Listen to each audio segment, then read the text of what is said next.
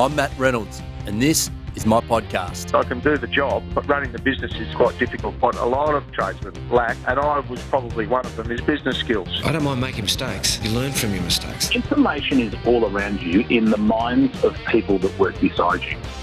Welcome back to the Trench Talk podcast. I'm Matt Reynolds, and this week I spoke with author and full-time traveller Colin Wright. The idea of these discussions, for those of you joining us for the first time, is to go into the trenches of achievement and talk not with people who are orchestrating from some lofty perspective, but to those high performers who are actually in the trenches honing their craft. That has included guests from the worlds of business, sport and entertainment, all of whom are on the front lines doing amazing things. Colin is originally from California, where he started and ran a branding studio in Los Angeles. After experiencing some financial success, he refocused his attention on being happier, healthier, and doing the work he believes in, which meant a dramatic adjustment to the metrics of how he measured success. Shortly thereafter, he got rid of everything he owned that didn't fit into a carry-on bag and hit the road. That was in 2009. He has been travelling ever since, and Colin says it was the best decision he's ever made.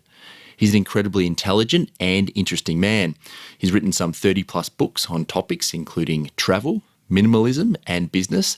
He works from wherever he is currently living, co-owns a publishing company, speaks internationally, runs a blog, which can be found at exilelifestyle.com, and produces his own podcast called Let's Know Things.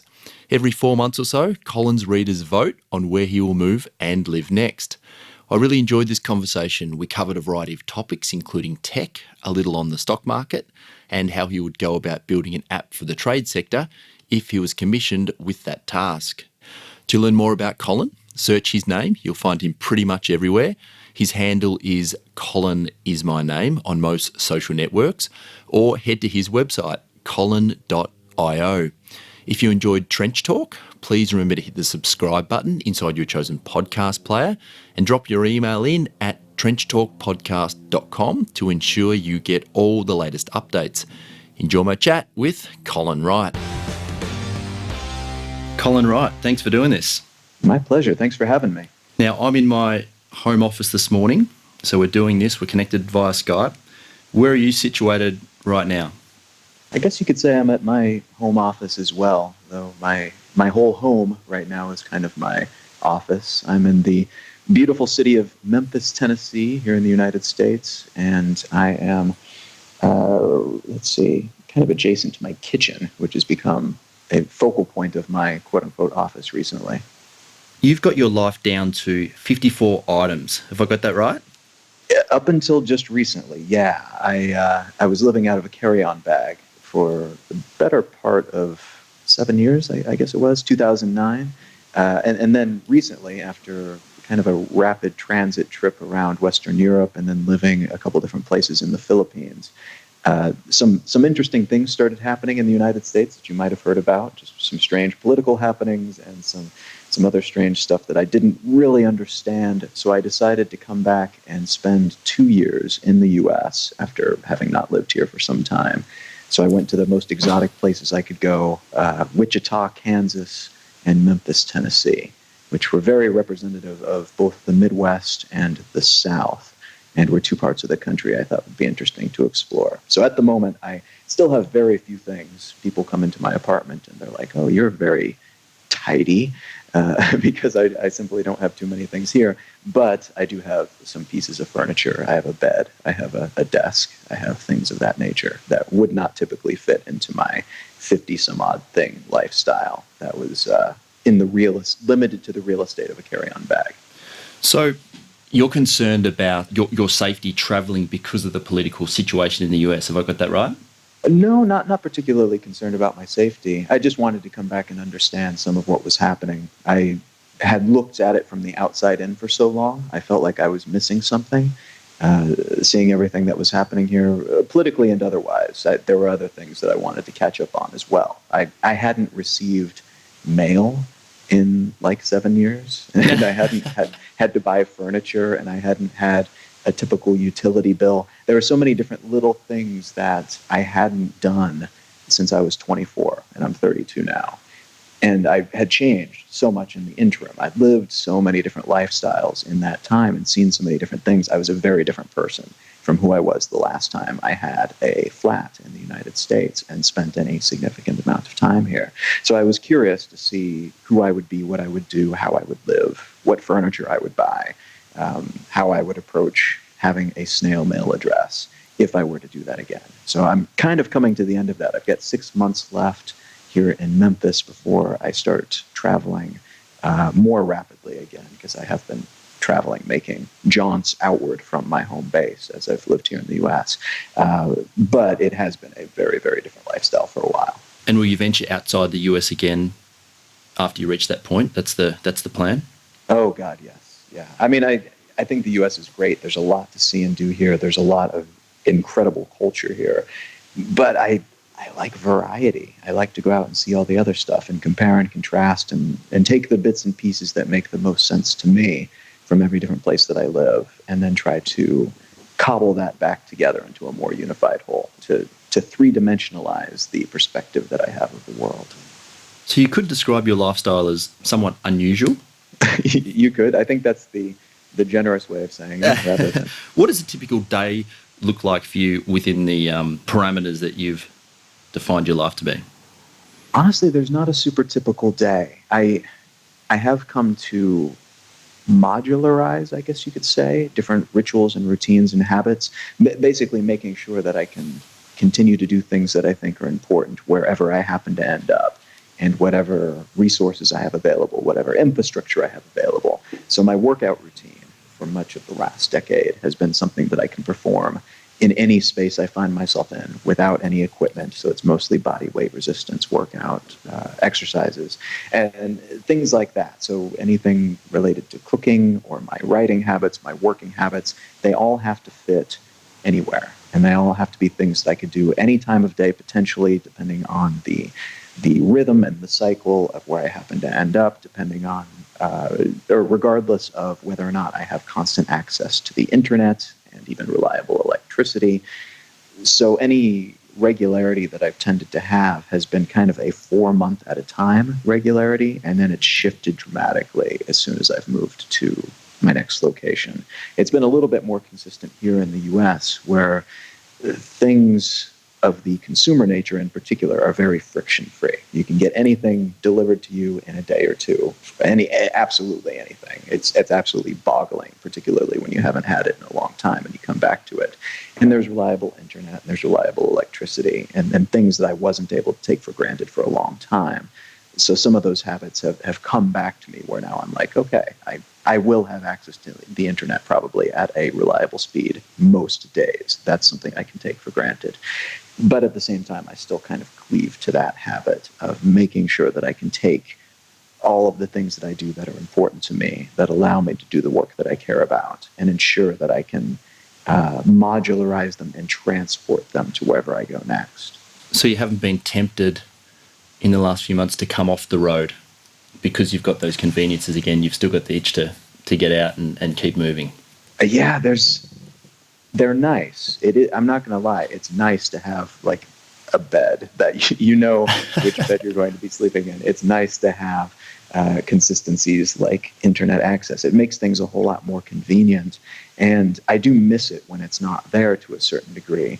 But at the same time, having those challenges, having those frictions in your life, it challenges you. It really does push you to grow, in the same way of like working out a muscle, where you're working it past what it's capable of doing right now, and you have to break it down a little bit to make it grow back stronger, but without exposing your muscles to those frictions, to those things that are a little bit more difficult than what you're capable of now, easily at least. You don't really grow. And I think the same is true with your lifestyle, where if there's no friction in your life of any kind, then you're unlikely to be pushed to grow in any significant way. And I really, really like the feeling of growth, even when it, as is often the case, it comes with some difficulty and discomfort. Yeah, I've had a number of conversations about this just recently, actually, the benefits of actually choosing to do hard things, because so often we read about high efficiency and, you know, work smarter, not harder, and all that sort of stuff, but there's definitely benefit in purposefully seeking out harder things to do if you can see the lessons that fall in behind those. Mm-hmm. Yeah, absolutely. So the sort of the high level of your lifestyle is that you, every 4 months, your readers from your blog vote on a new place for you to move and to live. But sort of underneath that, there's a thesis of living intentionally. Yeah. Can you speak a little bit more about that? Yeah. So you can use different words for it. A lot of people, depending on which aspect of their life they're talking about as well, will call it intentionality or minimalism. Essentially, the idea is to focus on what's important and to understand what's important before you start focusing on it, so that you know that what you're focusing on is actually what you consider to be important, rather than the kind of pre-built, prefabricated type of importance that we're typically handed by people who care about us in our life when we're children, or that brands are trying to hand us and tell us what's important. Really understand what's important to you, and then spending more of your time, energy, and resources, including money, on those important things. And living intentionally is the same thing. Usually that's kind of the more expansive word for it, above and beyond consumption, when you apply it to your work, to your relationships, things of that nature. But it's the same concept, no matter where you apply it. You put the most of yourself and the most of your money and the most of your time into the truly vital relationships, and spend less of all those things on the relationships that drain you or don't add anything. You spend most of your time, energy, and resources on the work that you really think is vital, that you enjoy doing, that you feel fulfilled in doing, and you spend less time on the busy work that is not actually adding anything to your life, or maybe even to the world. And being able to do that across the board, it really does liberate a whole lot of that time, that energy, and those resources to spend on these massively more important things. And the way that realigns your life is just, it's absolutely insane. There's barely a comparison, really, from where I was in 2009 to where I am now, in terms of the enjoyment that I get from each and every day, because I was spending my time, energy, and resources so thoughtlessly back then, kind of just following that pre-prescribed path. So when did you first realize this concept? Were you unhappy with what you were doing? Is that where it started? To a certain degree, yeah. The tricky thing is that typically it's not like a caricature of unhappiness. It's not something that you wake up every day and say, I'm miserable. It's something that you only realize when you have the opportunity to slow down and stop kind of running the rat race, and stop working yourself to death and GTDing yourself to death, like trying to optimize everything and trying to wring more value out of everything.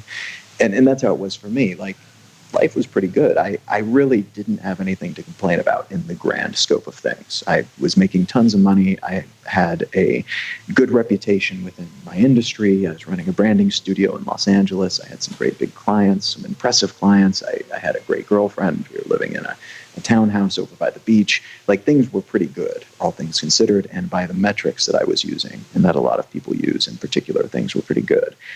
But as soon as I had the opportunity to slow down for a minute and to get more than 4 hours of sleep in one night, and to get off of the rhythm of like caffeine mixed with alcohol that I was using to try to stay awake and go to sleep, I realized that this was going to kill me. Like, this lifestyle that I was living, there were positive elements to it, in that I was like challenged and doing interesting work, but I was also doing work in a lot of cases with people I didn't particularly like, for products and companies that I didn't think were adding anything to the world, for money that I was spending on stupid stuff that I didn't actually care about. And I was killing myself in terms of my health. And being able to look at all of that from the big picture view, and having the opportunity to finally stop and do that, made me realize that, oh my God, this is not something I can sustain. This is not something that I particularly want to sustain. And the thing I've always told myself that I'm doing this for, I'm earning all this money so that someday I can retire young and go off and travel the world, that's something that I don't think I'll ever get around to doing, because this is a hamster wheel. This is something it's a type of lifestyle that's very good at keeping you sucked in. And it's got a mass and a gravity to it that is very difficult to pull away from the deeper into it you get. And so for me, it was really about having that recognition that although things were not tragically bad, they were also not what I was telling myself they were, and they were not what I wanted them to be. And with a little bit of effort and kind of a rocket boost to pull away from that gravity, I could probably start living that life now. It wouldn't be exactly as I imagined it, but it might even be better, depending on how I did it. So day one, you headed up the coast. Have I got that right?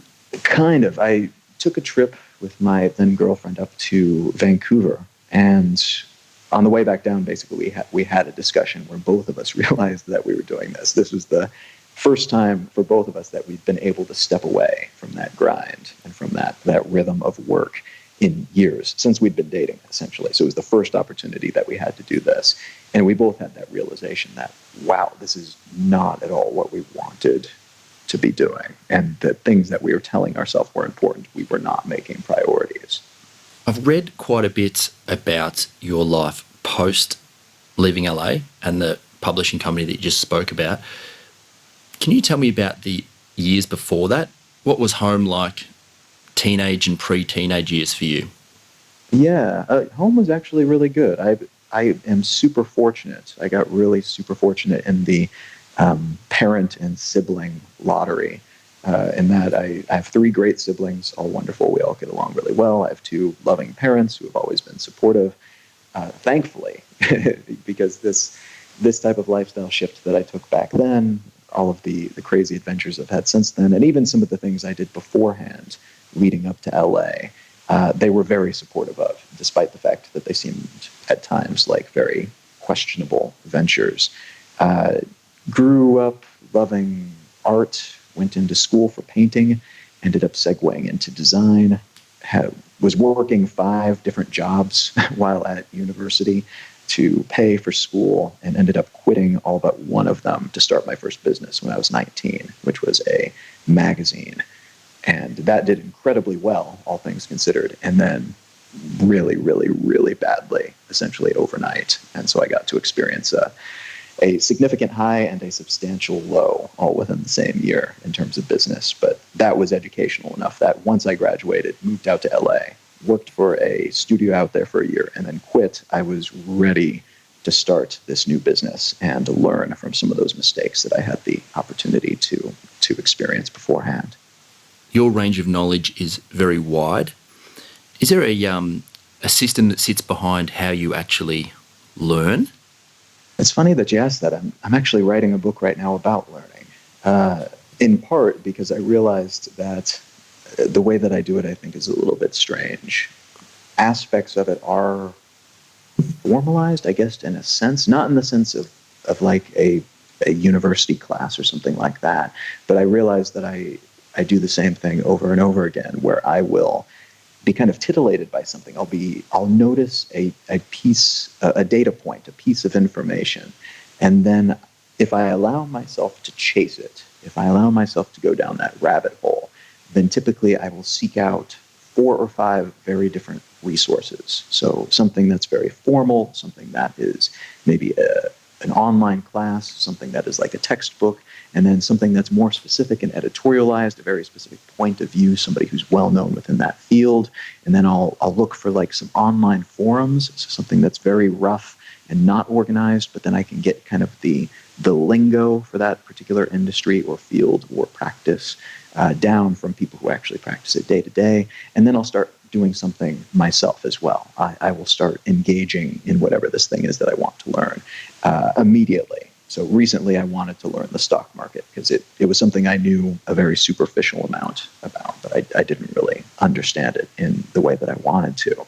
So I started from day one trading with an app that I downloaded. I joined a couple of forums on Reddit on the topic. I started reading a textbook about it, and then another textbook on broader economics. I started reading user manuals for the different tools that people use to keep track of the stock market so I could understand what some of these terms that were important were. And then I started watching some online courses as well. So cobbling all of those things together, getting that 360 view of it, or as much of a 360 view as you can at least, as early as possible, tends to be the way that I approach a new topic. Because from that point onward, the learning curve is a little bit easier to at least understand where you are and get that base level knowledge that you can then build upon. So from your initial learnings of the stock market so far, what's been the most surprising? That's a good question. It makes more sense than I thought it did from the outside. Maybe. Oh, wow. It would be my answer to that. Yeah, strangely enough, from the outside, I was very cynical about it. From the inside, there's a lot of stuff that's dumb in the way that it operates. And there's a lot more about it that's human nature than what people tell themselves that it is. But all of the pieces that I didn't understand before, now that I understand them much better, it actually does make a whole lot more sense than I cynically thought it did from the outside. So have you began trading more? Is that sort of an income stream you're looking to develop for yourself? At the moment, I've got a small amount in the stock market relative to other stuff. Basically, I wanted to learn the difference between that and investing and all of the options that I had there in terms of savings accounts and Roth IRAs and 401ks and so on. So what I've been doing is, now that I've come to the end of like a 6-month self-assigned course on learning the stock market, now I'm doing kind of a comparative study between the investing habits that I'd learned before and investing some on the stock market. And I'm trying to figure out what the best balance between the two are.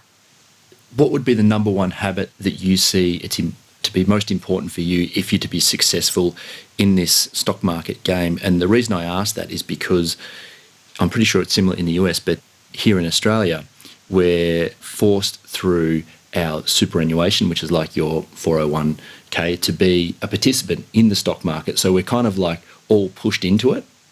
That doesn't necessarily mean that any of us are any good at it, just that we need to do it as the government tells us to do. So is there any habits that you've found that, like, if I'm going to do this, this is really something I need to knuckle down on and form for myself? Ooh, I'm a terrible person to give advice on this since I've only been researching it for such a short period of time.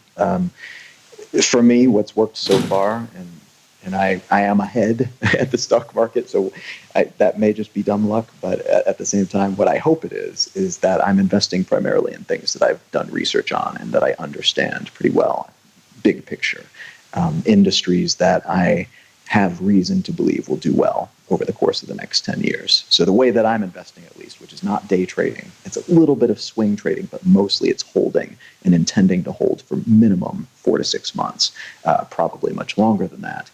Understanding these things on a really holistic level is important. But there's people who are much more involved with this, much better educated with it, have been doing it much longer, who can probably tell you the complete opposite, and they will probably be more right than I am about it. Yeah, I guess so. Did your own curiosity drive what you blog about and what you learn about?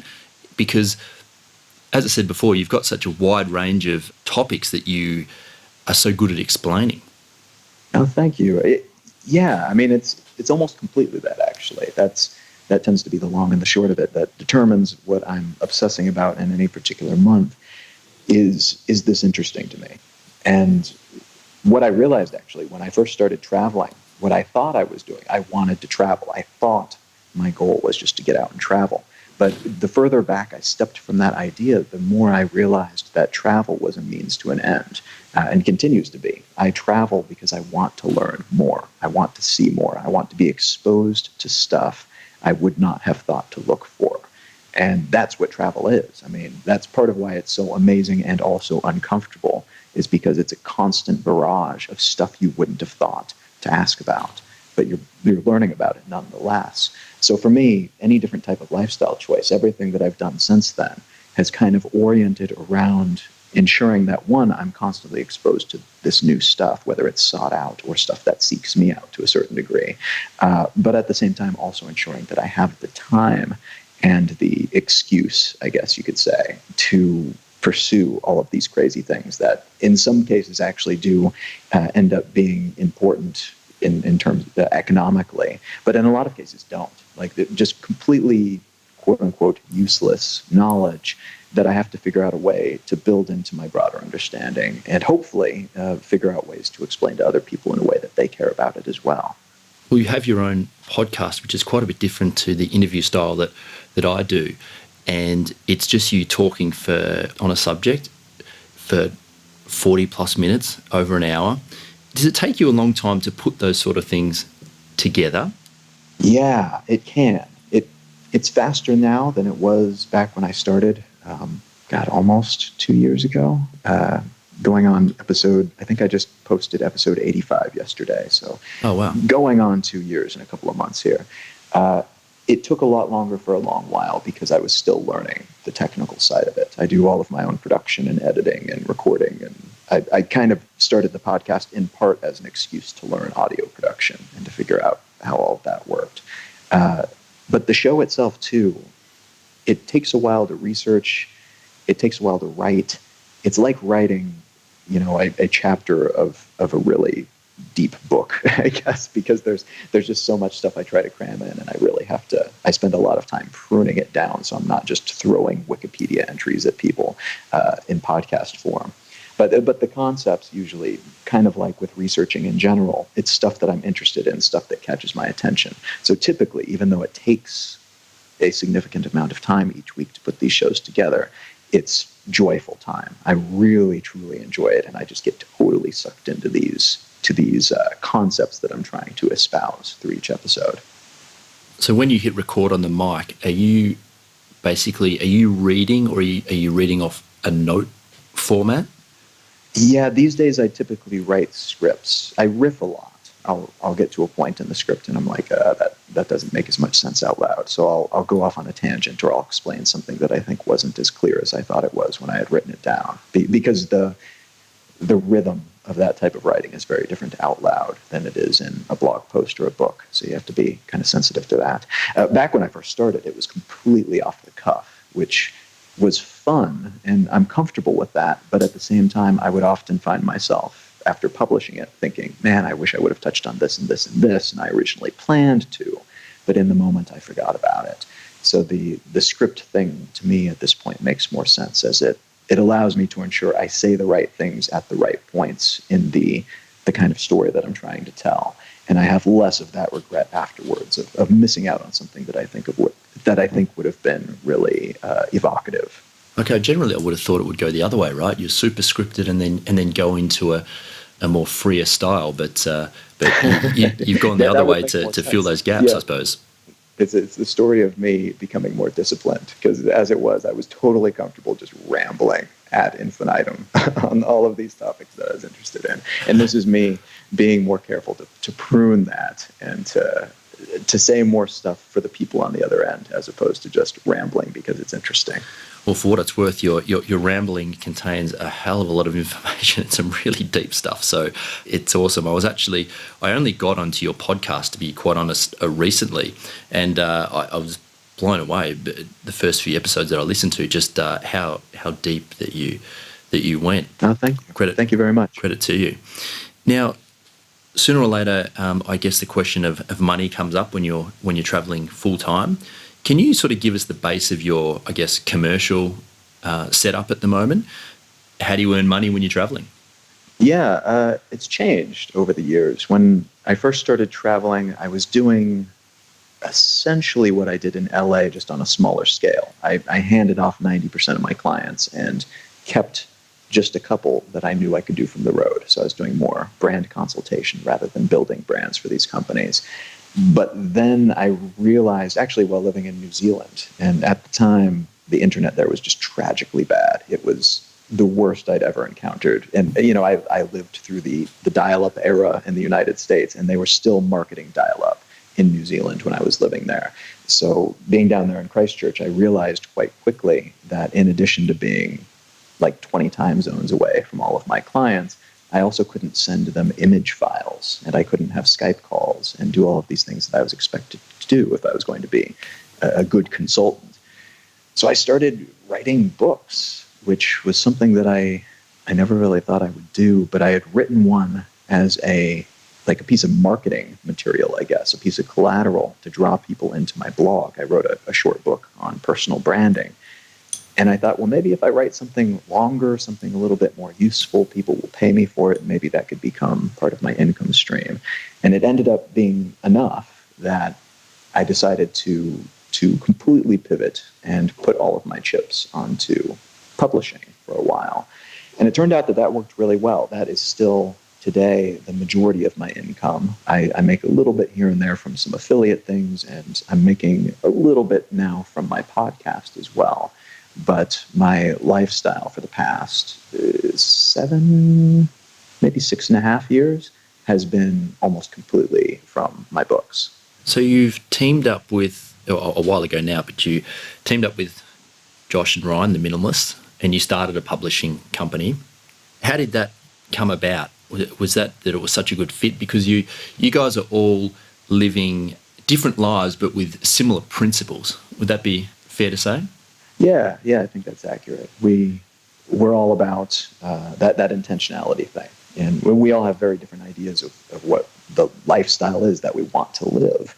But we all try really hard to get more of the stuff that's important to us as individuals into our lives, and to do that through the work that we do and the way that we manage our relationships and so on. I met them a long time ago. I met Josh probably maybe less than a year, maybe about a year after I started writing. It was right after New Zealand, actually, so it would have been less than a year.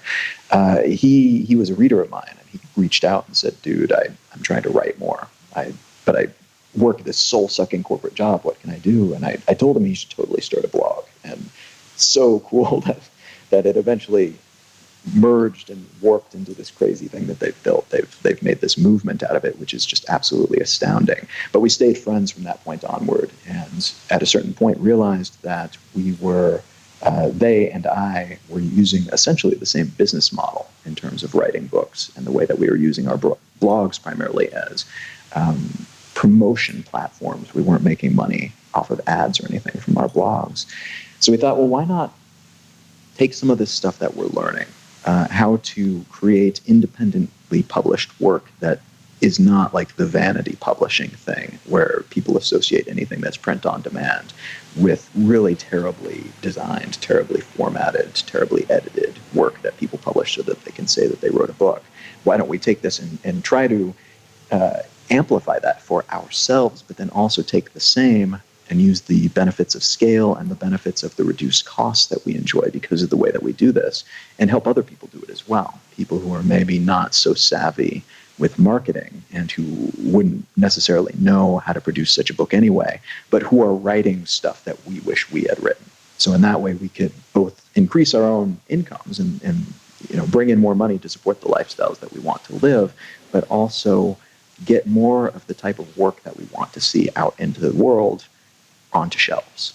So how does it work from a time point of view? Because you all work from different places in the world. Is it set up so you can come and go in and out of that publishing company as you need to?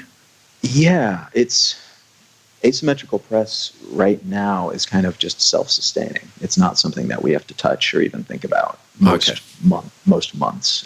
There was a time when we were first getting it started that we all moved into this great big house together in Missoula, Montana, and lived there for, 4 or 6 months, something like that. I think that was back in 2012, so I don't remember all the timing and details, but when we were first getting started trying to figure out what it was, we moved into this house, we lived together, we had office hours and things like that.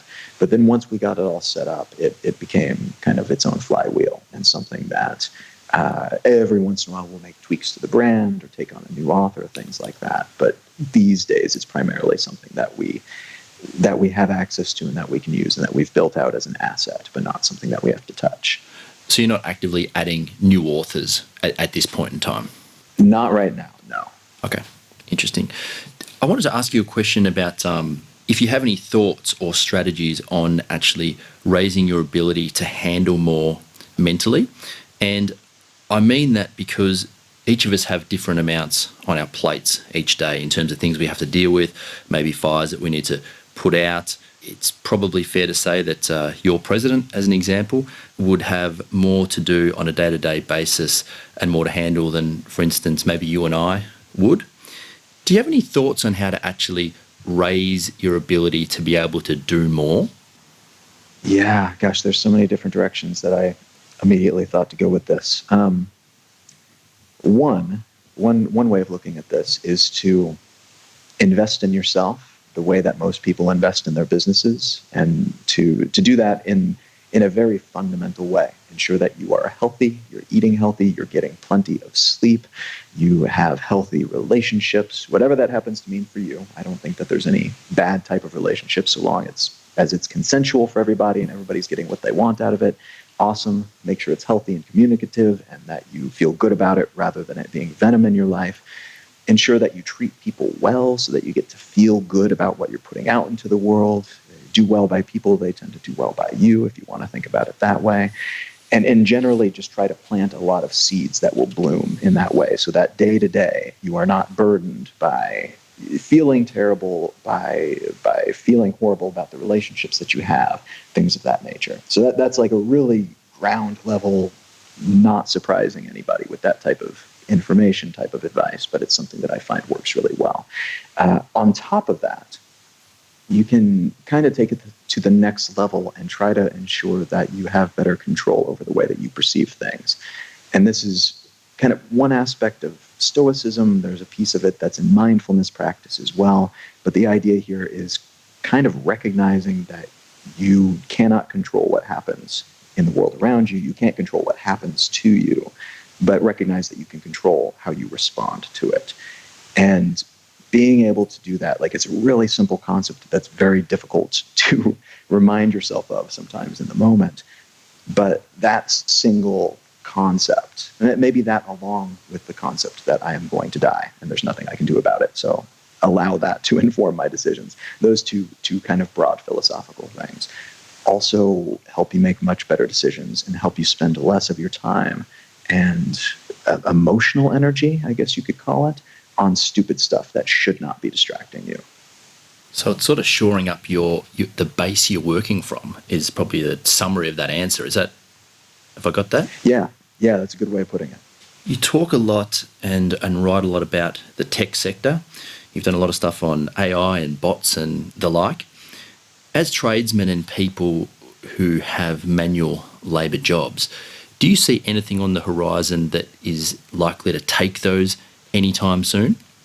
I think it really depends on your industry. I think it also depends on whether you want to take the cynical view or the optimistic view. And I think both are equally legitimate. We can make all kinds of predictions and we could all be entirely wrong. It could be a surprise result where all the jobs stick around, or we move into a post-scarcity society where jobs are not a thing anymore. You know, it could be something like that. It could be something in between. It will more likely be something in between.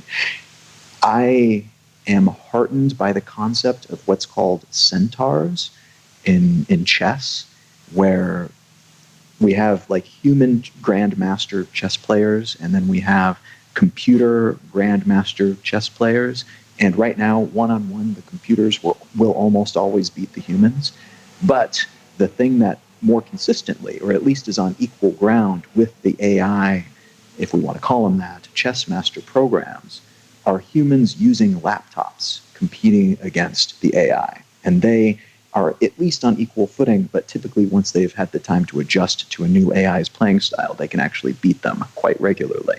So the idea that humans using tools, humans using technologies, operate differently, and in some cases with greater advantages than technology by itself, that to me says a whole lot about how a lot of these different sectors will probably go, at least in the near future. And if we reach a point where that's no longer the case, and there's no longer jobs, manual jobs that are coming in to replace those that are disappearing because of robots or whatever else, then we will probably be at a point where the economy and society is changing dramatically in some substantial way too. Maybe we have a minimum basic income so that you have a safety net, so that as you're learning a new skill set, if you want to, you have enough to pay the rent and to pay for food. That to me seems like the more likely future, as opposed to a doom and gloom scenario or a complete utopia scenario. So if you keep up with technology the best that you can, then you can sort of deploy that technology against itself, right? Which is the kind of the situation of your chess player using a laptop. So you can you can stay one step ahead if you come at it from that angle. I think just not seeing it as something to fear, rather than looking at technology and saying, what can I do with this? And it may be that just allows you to do your existing job better. It may be that it allows you to be one of the people coming in and creating a new industry. And there's a lot of different skill sets like that, just basic technological literacy. but also communication and things along those lines that will help you no matter what your career happens to be right now or what your future career might be. So keeping up to date with that type of thing, knowing how to send an email. This is something that blows me away with most politicians. They don't understand things like the internet, and they're in charge of a world that is moderated and connected by the internet. Don't be that person. Even if it just means understanding how to use your smartphone really well. Be that person. Take the time to learn how to use it well. That will benefit you probably within your career in a myriad different ways that you can't predict, but it also just help you understand society better, and probably, depending on how you use that technology, if you use it intentionally, it will alleviate some of the stress that you might have in your life that comes from being a person who is being reactive to technology. If you are a slave to the notifications on your smartphone, you're probably not using it well. Whereas if you can be the person who uses that tool where and when they want to use it and applies it intentionally, then it will add to your life rather than subtracting from it. So if you had to build let's say a tech application for the trade, be it plumbing or electrician or another manual sector, in what area would you focus and build that? And let's assume that you had, say, 3 to 5 years to do it, and the idea was to exit at the highest price possible. In what area would you spend your time developing?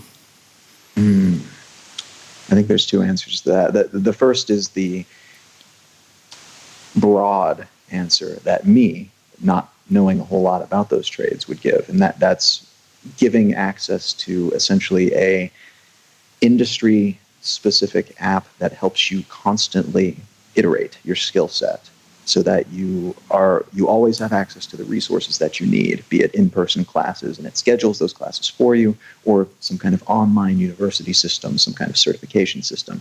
Having a really easy-to-access curriculum for the next step, or to offshoot horizontally into adjacent career fields so that you have additional skills, so that you're never in a position where you're limited to just one thing, and you're always ready for any change that happens to come, or to force the change yourself if you see a better way of doing things. The probably better answer is to ask the people who actually do these jobs what they actually need, so that it's not people from outside of it coming in and telling them what they should want. Yeah, develop from the inside out rather than the other way around. Yeah, have the plumbers develop the apps for the plumbers. That to me makes a whole lot more sense than people in Silicon Valley trying to do the same. Yeah, it's interesting, isn't it? Because it's sometimes not sometimes, a lot of the time it's very difficult to get those two worlds to collide, right? Because tech people don't necessarily understand the ins and outs of a particular business. So it's kind of the marriage of those two that I guess is going to build something that is going to stand the test of time. Yeah, and part of it too, part of that, the reason that there is on both sides, the misunderstanding of what the other person from the different industry does. There's just a dividing line. Part of it, in some cases, is economic. Part of it's geographic. Part of it's political. There's a whole slew of different silos that we tend to sequester ourselves inside. And the more we're able to break out of those silos, this is why the first place that my mind went was creating an app that allows people to explore outside of their existing silo, is because for me, that's been one of the most rewarding and valuable things I've ever done consistently. But anything that you can do, whether it's being more intentional with the way that you use social media, or just going out of your way to talk to people who don't work in the same field that you do, I think it's valuable for everyone on all sides of that particular conversation. I wanted to ask about your voice. It's very theatrical, I guess is a word to describe it, particularly in your podcast. And I listened, the first few times I listened, I'm thinking, is this something you've gone and learned because you're communicating so much? Is there a reason behind that? Or is your voice just your voice? My voice is just my voice. I got a lot of criticism about it when I first started the podcast, actually. I think people thought that I was trying to affect a certain NPR voice or something like that. But no, it's just the way that I talk. Thankfully, it's something that some people don't consider to be too terrible. Other people who don't like it, though, I'm very sorry. Well, if it's you, right? So the other question I got when I talked to a few people about this conversation was that for someone who travels so much, how do you keep your hair so good? The trick is to only have people take photos when your hair looks good. Okay, got it. I've got to work on that. Now, your days off, do you have them? And if you do, what do you do? I don't really. I don't really have a work-life balance in the traditional sense. Like all of my days are work days and days off. So most days I'll have one thing that I've told myself I'm going to do, I'm determined to do. Tuesdays are a little bit different. In Tuesdays, I publish a new podcast episode, and I also record and typically edit it. So I cram a lot of stuff into one day because I find those things, for me at least, the way that I work, I like the momentum of having a bunch of stuff of that kind all at once. But most days it's like one thing that I've decided to do, and I'll often get several other smaller things done as well. But that one thing is my main priority. And then outside of that, I spend a whole lot of time making music and cooking and visiting something locally, like a museum or something, doing a whole lot of reading. It's a whole lot of activities that are not work, but that I've figured out ways to convince myself. I'm somebody that if I'm not working, I feel super guilty about it. So I have my Colin project where I'm always trying to self-improve. And anything that I do, like going to a museum or watching a film I haven't seen or learning to cook something new or playing guitar, these are all parts of that project and therefore are not wasting my time, and therefore I get to feel good about it. So most of my day, probably 80% of each day, is more like that. The Colin project. I actually really like the idea of that. That's good. You mentioned sleep a couple of times. On a typical night now, how many hours do you sleep? Usually about 8. It varies a half an hour either way, though. So you're not too set in stone with that? No, and I can still periodically do, a 5-hour sleep from time to time when warranted, based on like a travel day or it's a wedding or something like that, and I need to get out the door and there's too many people around. But I find that on every level, I feel so much better and I operate so much better when I get 7.5 to 8.5 hours of sleep a night. It's a very common trend that I'm finding doing these interviews, that people who generally create that higher level of success for themselves, measured in whichever way you want to measure it, tend to go through this period like you did early on, where you sleep very little and work very hard, but then understand the ramifications of that and then sort of dial that right back and now appreciate sleep and the higher level of, I suppose, functionality you have during the day because of that sleep. Just a really common trend that I've observed doing these.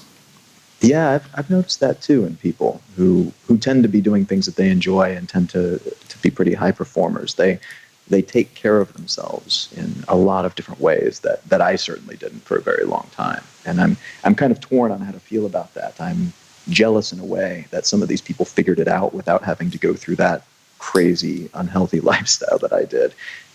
But at the same time, I'm also happy that I had the opportunity to do it. That's how I tend to learn best. So I'm glad that I was able to get some of that education out of the way relatively early so that I could spend most of my 20s and now into my 30s enjoying things on a slightly different level. Do you have any issue focusing when you're on the road with all the different distractions and ones that you probably want to partake in? Yeah. I have a lot of frameworks in my life, I guess you could say. Not exactly rules, because nothing can be really hard set, but typically when I'm in transit, when I'm moving around a whole lot, I do a lot of outlining and note-taking and just thinking, like sitting and doing nothing but staring out the window, for example. That's work that I do super well when I have a bunch of new stuff going on around me all the time. Like new ideas just come to me rapid fire. So I put myself in the mode where I'm going to do things that don't take me out of that zone and don't take me away from all of the novelty that I'm experiencing and all of the new sensory information and all of these new experiences. But it's still useful stuff that then I can take later when I have the opportunity to settle in somewhere and I have some time where not everything is just a crazy amalgamation of new tastes and colors and smells and everything else. Then I can really dig in and expound upon those ideas. So when you're writing either a blog post or one of your 30 plus books, have you written 30? Something like that, yeah. When you're deep in the depths of putting that together, that's a very isolated, highly focused environment that you create for yourself. You still need that to force that eventual outcome.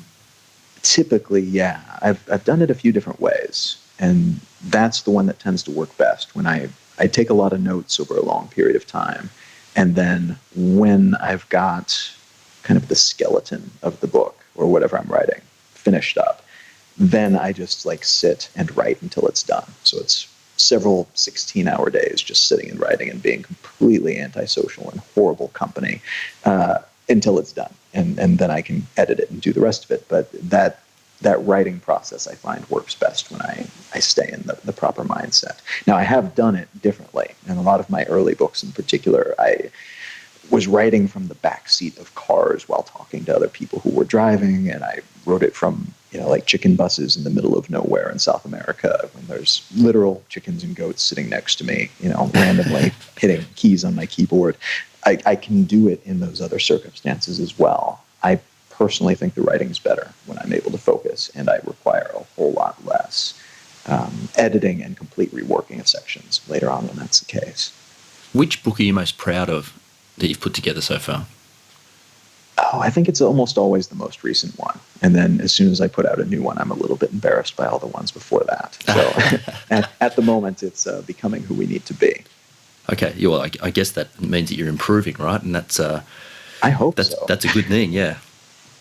Absolutely. Do you have any plans for? You're about to go back on the road. Do you have any plans in the future to come off completely? Is there an end point to this lifestyle that you're living at the minute?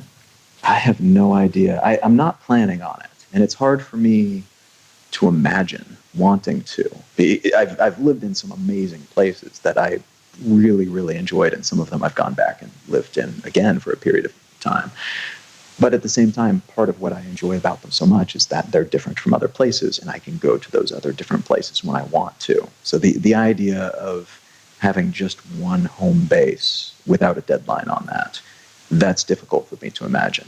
But it would also be disingenuous for me to say it couldn't happen, because my opinion on those things and my priorities have changed so many times over the past 8 years or so that there could be a very good reason. There could be a future version of me that finds something like that very compelling. So it may happen. I don't think it will, but you never know.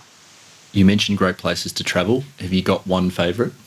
Oh, it completely depends on what standard. I think Reykjavik in Iceland, I've lived there 3 times now, and it's my favorite place in the world to sit down and write. But in terms of places where I've learned the most and had the most bizarre adventures, probably Calcutta in India was up near at least the top of that list. But every place that I've lived, I could probably list off a string of different reasons that it's my number one place. So it really depends on the criteria, I think, for a favorite. Got it. In the outcome you're trying to achieve, yeah, I understand. I've got a question here, Colin, that I'll ask everybody. If you could have, and you being so well travelled, this can apply to any country that you visited, or indeed broadly as well. If you could have one law changed, what would it be? That's a very good question. I'm not sure. I mean, I have a lot to say about politics in the U.S. in particular right now, but a lot of it's not super productive, and it's not necessarily a single law either. It's not like one thing. In a lot of cases, there is a broad philosophy that is not my favorite. But at the same time, you could then go someplace else, and there's a different philosophy. Amsterdam was a place that I was very surprised by, because I had this perception of what it would be. I don't smoke, and I'm not really looking to visit a prostitute or anything. And I knew those things were legal there. But really, it's just an incredibly pleasant place on multiple levels, in part because of certain freedoms, and in part because they do things wildly different from the U.S. On the other hand, there's things about the U.S. that I absolutely love that are very difficult to find outside the U.S. In a lot of cases, those things exist because of other things that I'm not a big fan of. So choosing one thing, I am a big fan, and this is me saying it knowing full well that it could end up being a horrible thing. But I'm a big fan of the idea that people should be able to cross borders more freely than they do today. And some experiments in that direction have not been great, maybe because they weren't done well, but I like the idea of like a universal passport. That doesn't mean not being secure and not being careful, but at the same time, not leaving certain people in a place where they can't go anywhere. They can't have access to certain opportunities that other people do simply because they were born in the wrong place with the wrong passport. That to me is something that I think could apply pretty universally. Yeah, it's as you said, it's you could talk for a while about it, but it's very hard to play both sides of that coin, isn't it? You can't have the benefits of that, but then have the other side as well. It's interesting concept. You've spoken a little bit about the what did you call it? A global passport, worldwide passport. Something like that, yeah. I don't know what it would actually look like. I don't know that anybody's actually trying to make something like this happen. But I've just met so many people who are so incredibly talented and just lovely people who, because of the circumstances where they happened to be born, were in a significantly lower end situation than they could have been if they just happened to be born someplace else with a different passport. Just a couple more questions, Colin. I'll let you get back to the rest of your day. Do you have any favourite books or documentaries that you recommend? Yeah, something that stuck with me, and I read it like a year ago, both of these books like a year ago, but I keep going back to them, in part because they're so well written, and in part because there was so much revelatory information in both of them. Sapiens and Homo Deus by, was it Noah Yuval Harari, I think? Oh, yeah. Yuval Noah Harari. Just astounding. Both books just had me completely spellbound as I read them. And they're long books, but I just sat and read them cover to cover. They're absolutely amazing. And one's about the history of humanity, one's about the future of humanity. Those books, I think, are universally applicable to anyone living anywhere and wanting to understand the context of human civilization a little bit better. Do you have any requests or parting words before we wrap this up? I would just remind everybody that although it is kind of depressing to think about, to remember that, one, at some point you probably, unless we have some major technological revolution, you probably will die. And this is the only time around you get. And so based on that information and based on your own priorities and your own ambitions, your own goals, your own everything, your own opinions about everything, act accordingly. Just make decisions based on that knowledge rather than doing what we're often encouraged to do and ignoring it and allowing that to guide your actions. I tend to find that for myself and most people that I know. If you keep that at the forefront, that somewhat depressing knowledge at the forefront of your decision-making process, then you tend to make better decisions, whatever better happens to mean for you within a given circumstance. The clock is ticking for everybody. That's one thing we all have in common, right? Exactly. Have you travelled to Australia before? I have, yeah, several times. Okay, cool. And what's the rest of the evening, late afternoon and early evening hold for you? Oh, I suppose I'll cook some things. Got a cauliflower soup recipe I've been meaning to try out, so that's going to be exciting. And I've got some podcast show notes to write. Then I'll probably do some reading, I guess. I'm not sure. I'm going to play it by ear. Do you read a lot or not? Oh, God, I read constantly. I probably spend half of my income on books. Oh, really? Yeah, just all the time. Online and offline, so a whole lot of books, but I read a whole lot of stuff online as well. Oh, okay, cool. Yeah, another common thing. I mean, this is not exactly news, but very well-educated people and people with a really good vocabulary, which you do have. Reading a lot is definitely the gateway to that, right? I think it can't help but expose you to a whole lot of different ways of thinking. Even fiction, I try to tell people all the time. Reading fiction is one of the best investments you can possibly make in terms of developing empathy, developing vocabulary and communication skills and storytelling. But there's also evidence now that they recently did in Britain where if you read fiction before going to sleep, in particular, your practical IQ for the next 10 days goes up 5 to 10 points because of the way that it changes the operation of your brain as you're sleeping. Is that right? So it's just that slightly different angle from which you approach everything that makes you smarter? In a practical way, yeah. Because IQ is a terrible measurement for actual intelligence, but in terms of you thinking more clearly for the next couple of days and more creatively. And it also apparently, and this is something that I've always felt, but it's nice to have some data for it now, it helps you sleep better too, because it takes you away from concrete reality and makes you less likely to sit and worry all day or all night about things that are going on in real life, and instead puts you into a fictional world. So that activates the fictional storytelling processing part of your brain rather than the real life. Oh, I'm worried about this and this and this parts of your brain right before you go to sleep. So sort of like stoking the creativity and an imagination side to drown out the everyday issues. Yeah, exactly. It's totally cool, but it's something that a lot of business people do not want to hear, that you read fiction, because it seems like that's not getting me closer to reaching my my monetary goals. I'm not going to waste my time on entertainment.